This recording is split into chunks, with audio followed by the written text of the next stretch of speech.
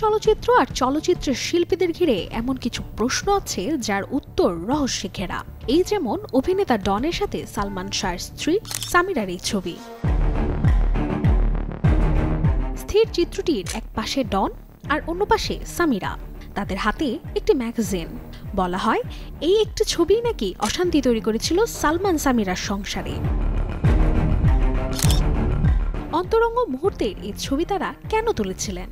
এই প্রশ্নের উত্তর যেমন আজও অজানা, ঠিক তেমনি অজানা ফ্রেম বন্দি করা মানুষটিও। বছরের পর বছর ধরে এই ছবি ঘিরে চলছে গুঞ্জন, গুজব, অভিযোগ, ফটোশপের গল্প, এমনকি সম্পর্কে তীব্র বিতর্ক। কিন্তু 2017 সালে জানা যায় ছবিতে থাকা নারীটি সামিরা নয়। সালমান শাহর মৃত্যুর পর সামিরা যাকে বিয়ে করেছিলেন সে মোস্তাক বলেন ছবিটি যে সামিরার নয়, এটি সামিরাই তাকে বলেছিল।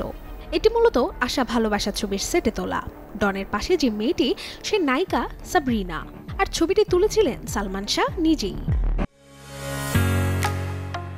ঢালাইয়ের সেরা প্রিমিয়ার সিমেন্ট।